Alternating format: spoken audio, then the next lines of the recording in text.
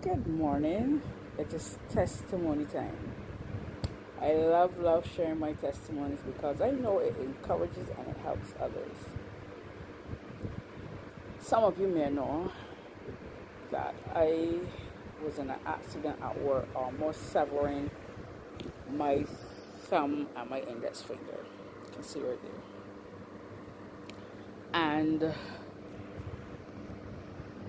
I was still, it was fresh. It was like a couple months after I have coming up close to a year. It was a year. Yes, it was a year and some when I had gotten my hand hurt, and I was waiting on some money from the NAS. And I have been waiting for this money from the NAS. It was like over a year that I was waiting for this money. Now, my son had passed on the 20th of September 2020, and I had got my hand hurt the 29th of May 2019. And I was waiting for this money, and I was getting angry with God, and I was praying, asking for this money because I know that I had the bills to pay and everything else I had, and I was asking for this money. I prayed and I prayed and I prayed and I prayed, and I didn't get the money till eventually. I was even studying the money like that before. I just couldn't be bothered. I was telling myself, whatever happens, happens. I'm studying this money no more, and I know I need the money, but I've been praying and I'm praying and praying, but God's timing. See, God's timing, perfect. When my son passed on the 20th of September, I went to panic. You hurt, you feel bad and everything, but the panic that I had was, how am I going to bury my son?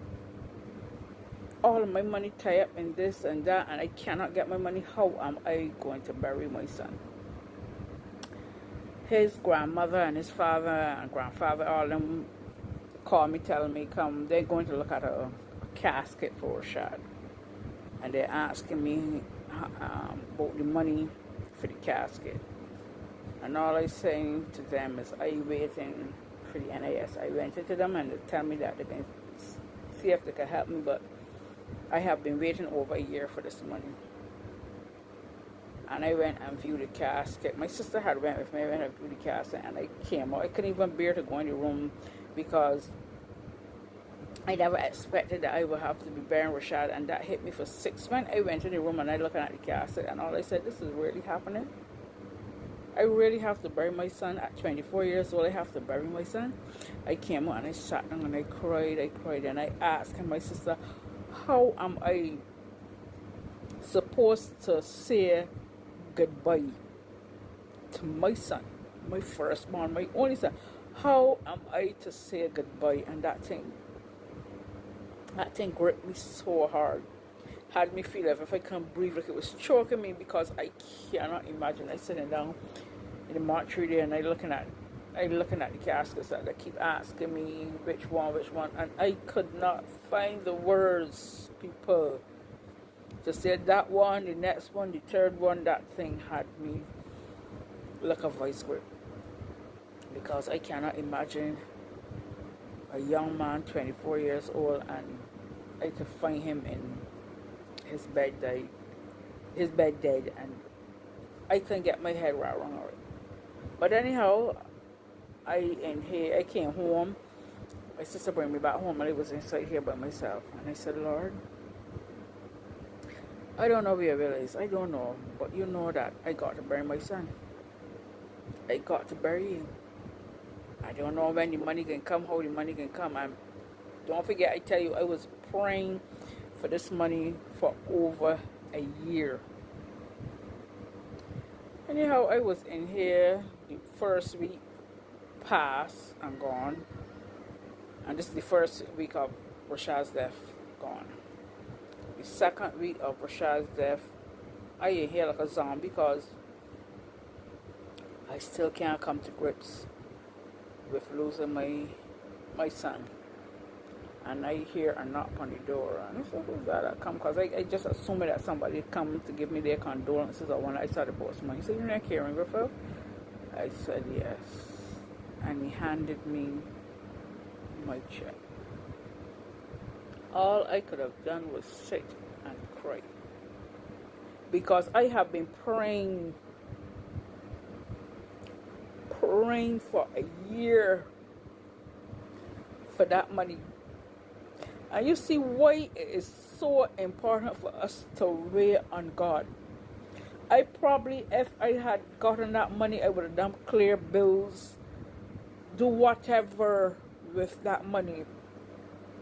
But God had that money set aside because He knew what was going to happen, and He knew that I needed that money to bury my son, and He kept it from me, and He gave it to me 2 weeks after my son had passed, and I was able to go and bury my son, and I didn't have to go and ask nobody to go alone, nobody to bury my son.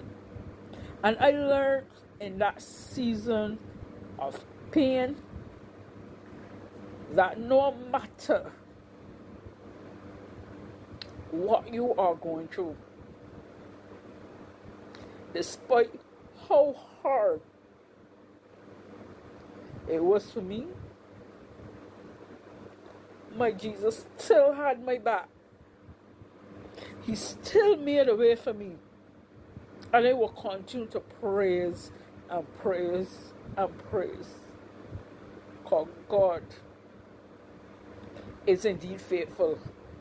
And I had to say, I pray and I get angry. I get angry with my father because he know I have my right to pay. He know that my things are in a race, and still he would not send it. But he know exactly what he was doing, as he always does, because we think that we know everything, and we think that when we pray for things, we want it now. But my father said, this ain't the time for you to want it. I know the time when you're going to need it. And as you say, God's timing is always perfect. The Lord showed me that I must wait on Him at all times, because His timing is impeccable. And that in itself encouraged me even more to keep trusting in my Father. Even though I did not see a way out, He had my back, and He knew what He was doing. And it taught me to be patient, and it taught me how to hold on to His unchanging hands. Even though I do not understand, I don't know, it gave me that strength and encouragement that I need. So I pray today that this morning that my testimony will help anyone who is struggling with anything to know that God is still in control, and God knows exactly what He's doing. Have yourself a fantastic day, and God bless you.